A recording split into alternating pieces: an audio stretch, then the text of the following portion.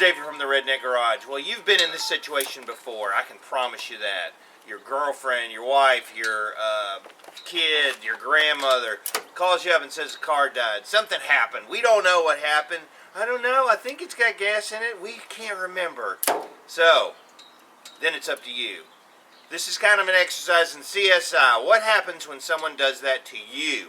Maybe this will help hone your skills as a mechanic. Maybe not. But we're going to go through my thought process of what happens when an employee of mine, Spencer, who has 0% mechanical skills and is really a pain in the butt when that happens, calls me and says, the van died and I'm going out of town, so here's the keys. Yeah, I'm happy about that. So, let's take a little journey. Okay, so today you're going to go on a ride along with me. I've been working all day doing locksmith stuff, and Spencer called and said, hey, the van died while it was rolling into Kroger. Now, I have no idea what's wrong with it, and he said, oh, I've got to go out of town, so I'm going to leave the keys in your mailbox. So basically, my employee dumped the vehicle on me and then went out of town, which I'm really not happy about. So we're going to go ride and get the keys out of my mailbox where he dumped this thing off on me, and you're going to be my diagnostic partner as I watch and look at what's wrong with the vehicle and try to figure it out. Kind of like CSI Caravan.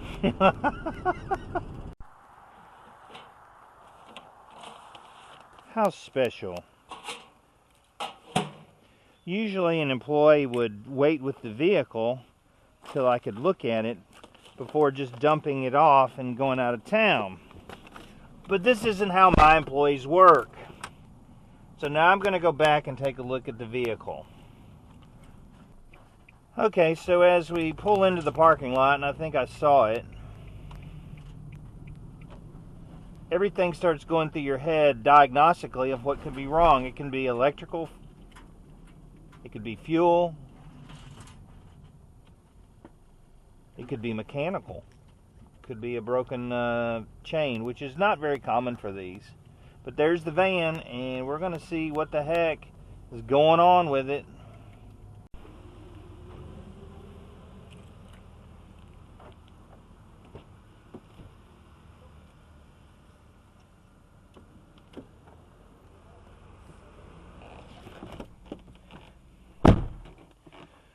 Okay, so all Spencer could tell me is that it died, and that the RPMs go up and then go back down, so I don't even know what that means. So the first thing you're going to do is try to crank it over and see if you see anything that's abnormal. Does have some gas in it. Does have a quarter of gas.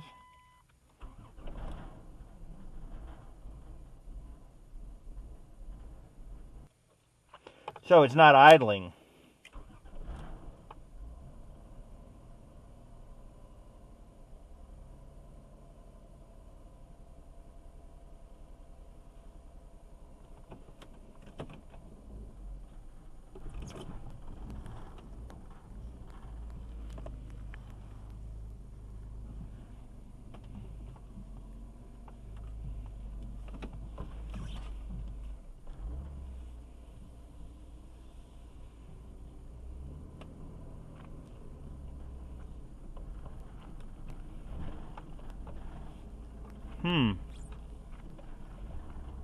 And it's cutting in and out, which kind of makes me want to say it's electrical.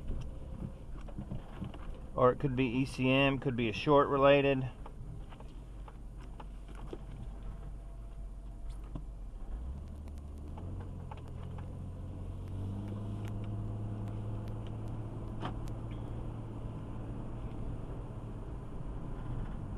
Up to speed, it does okay. It's not really missing at all.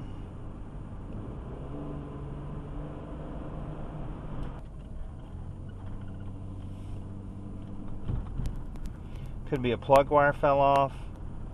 Could be something electrical, ECM related.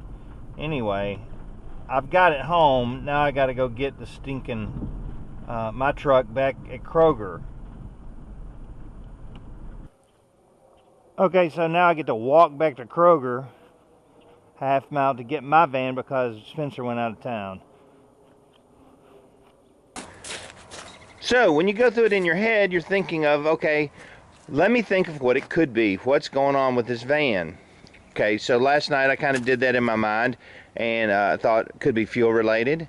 What causes a vehicle not to idle? It could be a vacuum line that's come off. That would be one of the easiest things that it could be. Could be an electrical wire that goes to one of the cylinders. It could be a shorted out plug. Could be a lot of different things, but you start with the simple and then move towards replacing the motor. So here in a minute we're going to open the hood up and we're going to start doing the preliminary check of what it might be. We've already driven it home, so we know that it does run, so that's a good thing. So that's going to be our next step. All right, so when it's cold, it runs, but we're at a little bit slightly higher idle.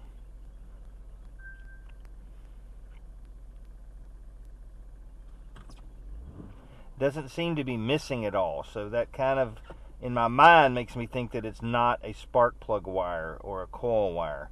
Now, this does not have a distributor. It is an all-electronic ignition system.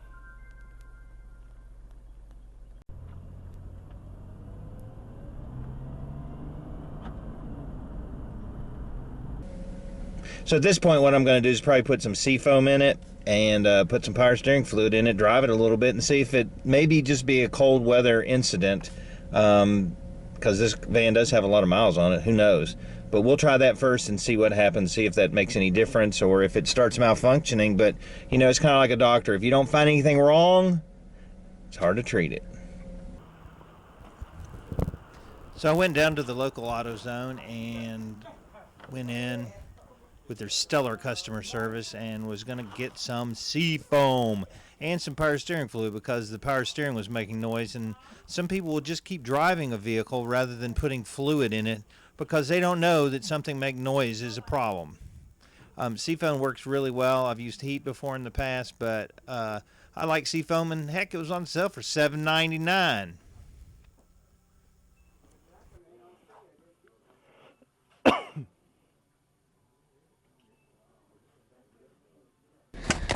Okay, so I'm going to go test drive it one more time, man. I don't know.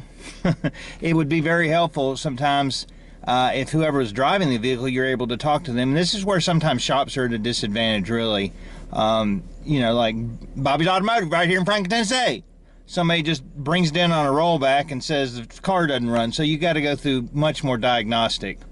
If Spencer was here, I'd probably ask him questions like, well, did you just start it up and drive to Kroger, which is less than, you know, like a half mile from where he lives, which could be part of the problem with it not being warmed up. It did miss for me, but it could be that it's cold related, and 99% of the time I go, nah, that's not what it is. But in this case, because it's running so smoothly at 800 RPM like it's supposed to, and I'm not finding anything else wrong, no vacuum leaks. I checked the air filter, I went through and checked all the plug wires. Everything seems to be just right with the van. We're going to take it on one more test drive, and we're going to chalk it up to cold weather, which is really kind of trippy. So hopefully the next time it dies that Spencer will be stranded somewhere and he'll have to wait. Alright, so where does that leave us with the Caravan? Well, that's a tough one, isn't it? Sometimes when you're doing diagnostic work, the easiest thing to do is to find something wrong. Today we didn't find anything wrong, but it's running okay, so you're kind of limited in what you can do. The other point of the equation is the person that was driving the van was nowhere to be seen. They decided to go to Sevierville this weekend and dump it all on me, which is another issue whether they stay an employee or not if they continue to do crap like this. So anyway, I checked everything. I checked the codes, air filter, wiring, vacuum, engine codes, put some seafoam in it, and we're going to let it go down the road, and if we have an issue with it, we'll see later. That's just part of the diagnostic process that you have to go through when someone says, hey, there's something wrong with my vehicle. It's much easier if it's your own vehicle because you can say, yeah, it started missing, or yeah, that's a weird noise. But when somebody just dumps it on you, you just really never know. So anyway, we're going to be working on the Jeep and the Toyota. It's starting to melt around here. It's awesome. I'm David from Redneck Garage. Keep turning wrenches.